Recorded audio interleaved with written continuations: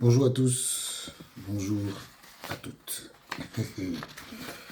Je voulais vous dire que, vous savez, quand on a affaire à des gens qui ne sont pas honnêtes, et qui sont plutôt malhonnêtes, ça donne toujours le genre de réaction que vous devez avoir, à savoir la réaction du sélectionneur de Centrafrique, qui a accusé le Cameroun d'avoir truqué sur les âges. En venant, il a dit que les joueurs du Cameroun, ce sont des papas, ce sont des pères. Hier, je vous ai parlé de la communication qu'ils ont faite en disant que oui, le Cameroun a triché et tout. La Fédération camerounaise de football a sorti un communiqué ce matin. Elle a dit, communiqué de presse numéro 010/2025, FECAFOOT/président/SG. La Fédération camerounaise de football constate avec stupéfaction que des responsables de la sélection centrafricaine U17 et de la Fédération centrafricaine déversent sur les réseaux sociaux des déclarations à valeur péjorative et pour le moins insultantes, faisant état d'une grossière manipulation des âges des joueurs camerounais sélectionnés pour le championnat U17 de l'Union des fédérations de football d'Afrique centrale en cours à Douala. La FECAFOOT porte à la connaissance de l'opinion publique qu'il existe au sein de l'UNIFAC une réglementation internationale et des mécanismes scientifiques établis pour la détermination exacte des âges des joueurs éligibles aux sélections U17. Le dispositif IRM, imagerie par résonance magnétique, est un test d'éligibilité, un examen du poignet gauche qui permet de situer avec exactitude l'âge des joueurs et est administré par des experts de la CAF. Cette procédure a été effectivement conduite par les médecins de l'UNIFAC retenus dans le cadre du championnat évoqué supra. En portant devant les autorités compétentes de la CAF pour examen et sanction ces graves accusations destinées à nuire à la réputation et l'intégrité sportive du Cameroun, la Fédération camerounaise de football condamne fermement ces allégations mensongères, diffamatoires et infamantes. Au nom de la communauté nationale du football camerounais, le président de la fédération adresse ses salueuses félicitations aux braves lions indomptables qui ont su réagir à ce sabotage de la meilleure des manières sur le terrain. La FECAFOOT invite de nombreux supporters des Lions indomptables, toutes les catégories confondues, notamment les sélections nationales U17 messieurs, à demeurer fidèles à leur équipe nationale dont la bravoure, la combativité et le fair play ont été salués en toutes circonstances afin de les porter vers des victoires saines. Voilà. La Fédération camerounaise de football a sorti son document. Moi, je suis allé plus loin. Parce que il ne faudrait pas qu'on vienne vous mentir. Parce que j'ai vu des gens dire des choses incroyables concernant cette affaire. Voici les mails de la CAF et des rapports de l'IRM. On dit que les équipes Cameroun, nombre de joueurs ayant fait l'IRM, 20. Observation, tous éligibles avec 3 cas limites. Tous éligibles avec 3 cas limites. La RD Congo, 18 joueurs ayant fait l'IRM. Tous éligibles sauf aucun cas limite. Centrafrique, 20 joueurs. 3 cas inéligibles. 3 cas inéligibles et 1 cas limite.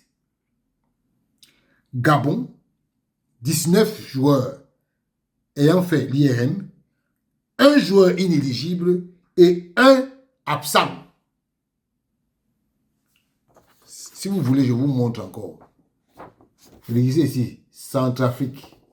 3 inéligibles et un cas limite. Donc, ce sélectionneur,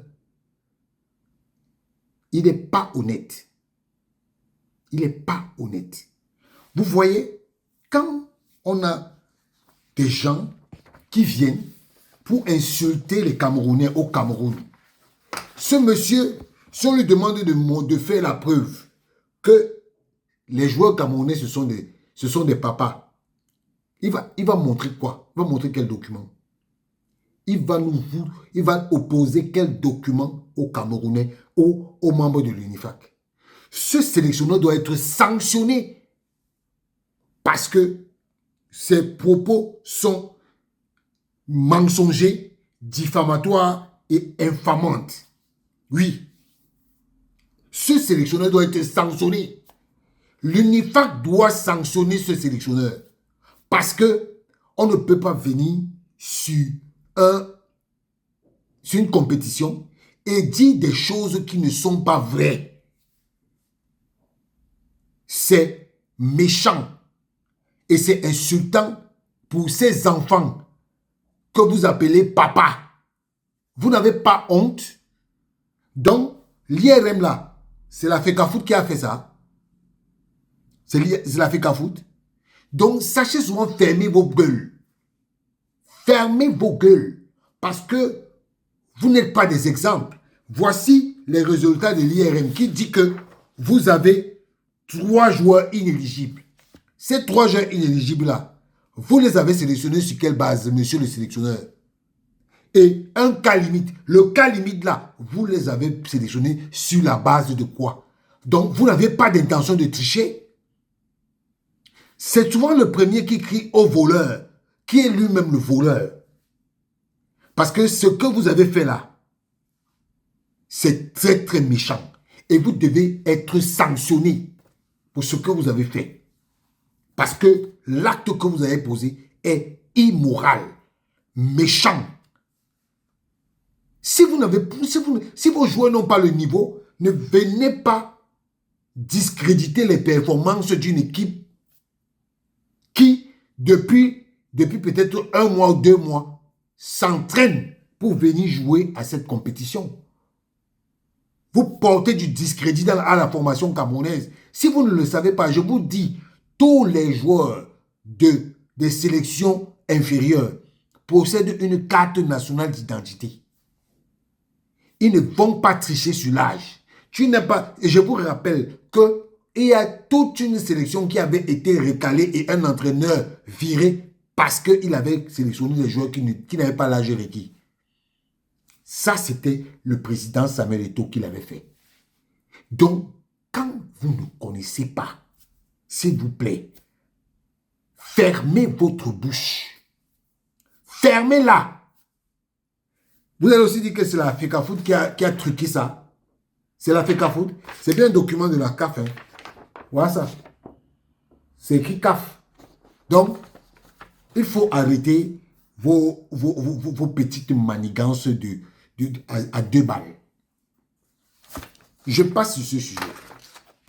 Je viens sur le sujet d'un courrier qui est parti au ministère des Sports et qui a été envoyé par la vice-présidente, la première vice-présidente. Présidente à Monsieur le ministre des Sports et de l'Éducation physique. Objet, demande d'audience. Monsieur le ministre, les membres du comité exécutif de la Fédération camerounaise de football sollicitent une audience auprès de vous. Nous souhaitons un rendez-vous dans un espace de temps qui vous conviendra. Nous suggérons les dates mardi 18 ou mercredi 19 afin de faciliter notre mobilisation dans l'attente d'une suite favorable. Ce courrier a été envoyé le 13 jeudi 13 février.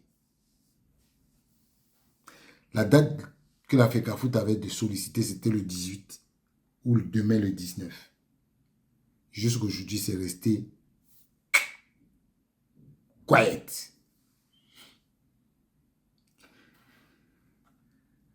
En tout cas, on va attendre que monsieur le ministre parle. Mais pour le moment, je me réserve de dire certaines choses. Parce que je ne veux pas non plus tirer des conclusions hâtives. Attendons seulement la réponse de monsieur le ministre. Mais pour le moment, il n'a pas répondu. Hein. Il n'a pas répondu. D'accord. Le mois de mars, mon combat.